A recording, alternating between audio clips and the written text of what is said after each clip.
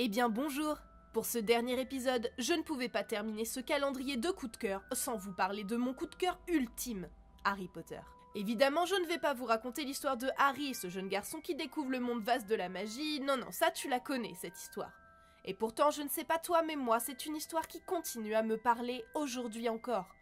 Certes, le fait de grandir en même temps que les personnages, ça a dû jouer, mais les valeurs que portent les livres ne peuvent donner que des armes utiles pour affronter la vraie vie, et ce, peu importe l'âge qu'on a. Des personnages forts, des histoires pleines d'enseignements, un univers plein de subtilité, d'imagination et de valeurs importantes, que demander de plus ?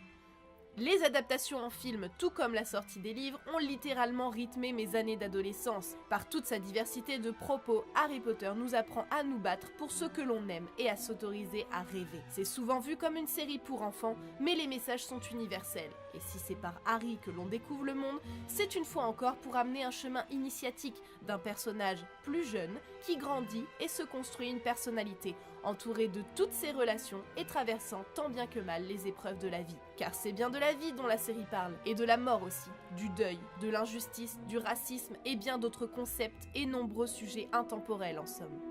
S'évader dans ce monde nous apprend beaucoup, et nous plonge dans un monde unique où l'imagination n'a de limite que par rapport à notre sensibilité. Pour moi, cette saga est à mettre dans les mains de tous, enfants, ados, adultes, et aura toujours différents axes de lecture qui résonnent en chacun.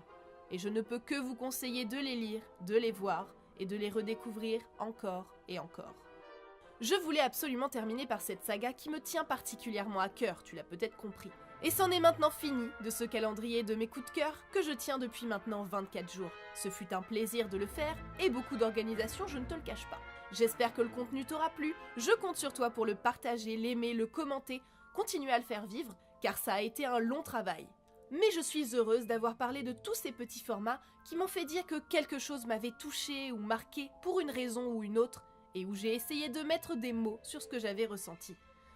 On se retrouvera le mois prochain avec un nouveau parallèle. En attendant, je vous souhaite de passer de très bonnes fêtes, le contenu du calendrier est disponible dans la playlist. À très bientôt, et surtout, prenez soin de vous.